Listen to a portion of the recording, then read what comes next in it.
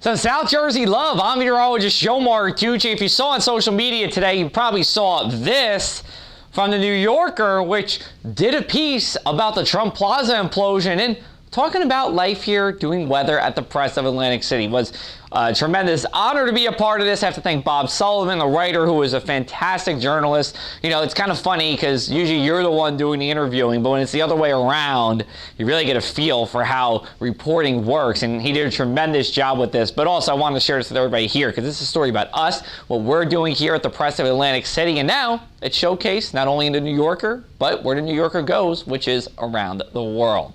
Well, let's take a look at our rainfall totals here on our Tuesday. Not a lot to talk about, but for many of you, it was the first rain in 2 weeks. Now, at Atlantic City International Airport at the time of recording, they have a trace of rain. That does not count towards the record. However, there's still some time left in the day, so we'll see. Assuming that it does rain today on our Tuesday, that is a 14-day dry streak, our longest dry streak solely within the month of March. Previously, that was 13 days. However, if you count any dry streak with some March in it, well, we've had a longer streak. That was 19 days back, March into April of 1986, and we're tied for about 74th for the longest dry streak on record. What happens is that our wettest month of the year is now in March, but our driest months of the year are in August, September, October, November, and this 39-day streak, well, that was back in 1995, going from August to September. Here are the numbers for the marina. We, more impressively, break the record for that longest dry streak solely within the month of March. Records go back to 1874, but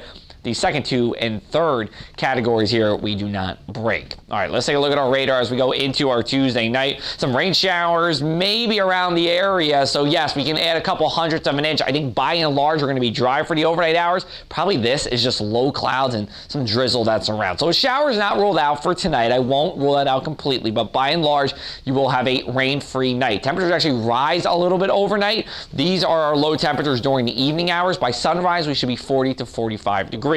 For our Wednesday morning, temperatures rising slowly here through the 40s. We have a southeasterly wind, but those clouds will be around, and that will be the story for our Wednesday. Plenty of cloud cover, perhaps a few breaks, but we will be dry here. High pressure, very weak high pressure, will be in store. It will be a seasonable day here in South Jersey. And then for our Wednesday night, let's take you hour by hour here. Just the clouds, that's pretty much all we have. Temperatures bottom out during the evening again and then rise slowly as we go into the overnight hours.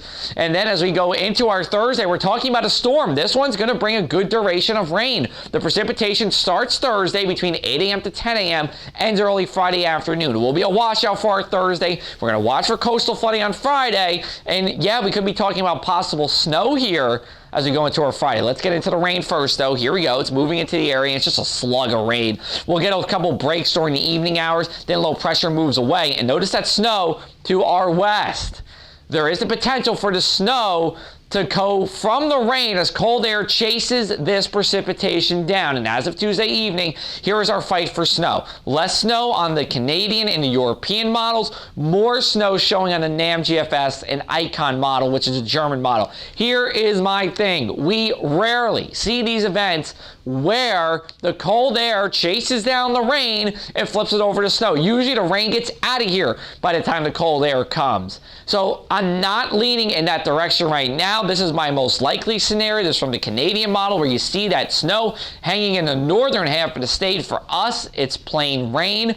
That being said, here's a look at the snow probabilities. I will give you a 40% chance of seeing some kind of snow here. And there is an unlikely but real scenario where we do see 1 to 3 inches of snow, mainly on the colder and grassy surfaces. And I'll tell you what, if this scenario was to happen, it would more than likely have our highest totals in Cape May County. So there you go, Cape May bubble. One thing that we are looking out for everywhere here in South Jersey is coastal flooding. That's something we haven't talked about in a couple of weeks. High tide times for that Friday afternoon high tide will be 12 to 3 p.m. on our Friday here. A few roads will flood, no damages to homes or businesses. Here's a look at our mainland 7-day forecast.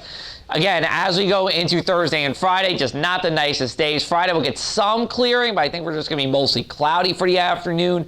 And then Saturday, Sunday, Monday, Tuesday, dry here with a lot of sun. Temperatures again chilly for the weekend, but as we go into next week, we're going to get another taste of spring fever as we go into the middle part of our last full week of March. For the latest in South Jersey weather, you can follow me on social media, and if you go to our website, thepressofac.com/weather, we have our latest article talking about the 24 advisories that are going to go away by the National Weather Service in 2024.